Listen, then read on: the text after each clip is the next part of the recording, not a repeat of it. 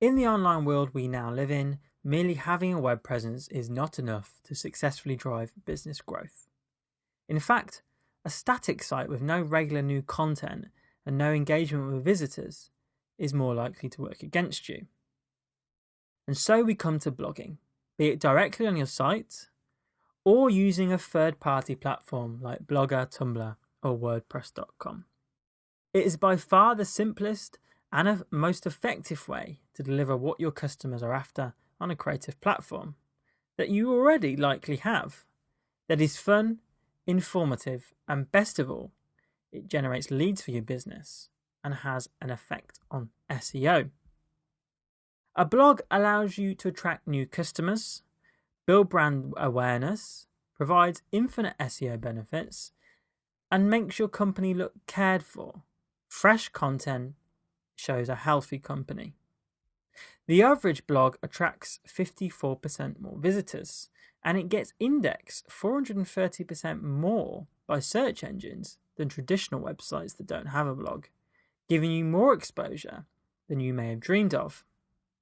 So what will you learn? Why you should bother with blogging, the things to consider before getting started, which blog platform you should use, how to create a blog on WordPress.com, some of the things you can blog about, how to optimize and get the most out of your blog, and then some pointers in the right direction for the next steps. So why should you bother with blogging? B2C companies, which are business to consumer companies that blog, get 88% more leads per month than those who don't. And B2B companies that blog, that's business to business companies that blog, get 67% more leads per month than those who don't. If you don't blog, how would you like getting 88% or 67% more leads every month? Yes, that's what we're saying that blogging can help with.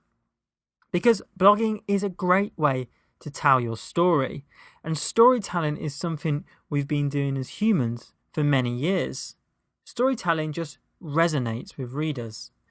Having a business blog that provides good information for your customers while being timely and fun can add a whole new dimension to your website and products.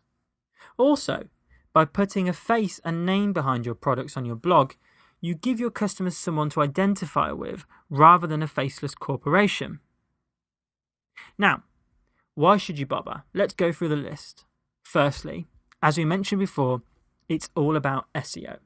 The more pages of quality content you produce, the more pages that will be indexed in search engines, and the more that will show up in search results when people are searching.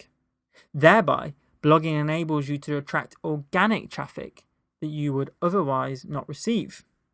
Select your keywords wisely and watch your traffic rocket. Secondly, your blog is an asset that introduces you as a thought leader. It's your own virtual soapbox, and you should use it wisely. It's a great way to become known in your industry or in general. Solve your customers' problems with content, and you will see them not only trust you more, but come back again.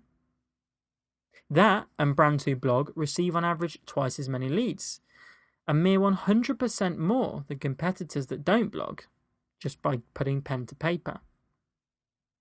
Thirdly, a blog gives you online real estate from which to market your services. You can offer free downloads or push people towards webinars.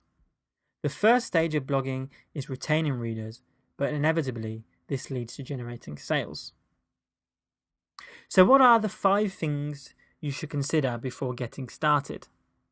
Blogging, like every other social media activity, requires dedication. It's also subject to the 80-20 rule, i.e. don't oversell and provide value. So, before you get started, we should consider why you're starting your blog. Number 1, you need to have clear goals about why you're blogging. You can build your company brand through blogging and engaging with your audience through discussions. You can expand the reach of particular areas of your business, such as customer services or recruitment.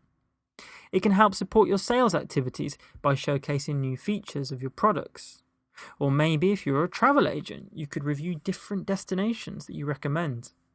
And like we said before, you can position individuals within your organization as thought leaders.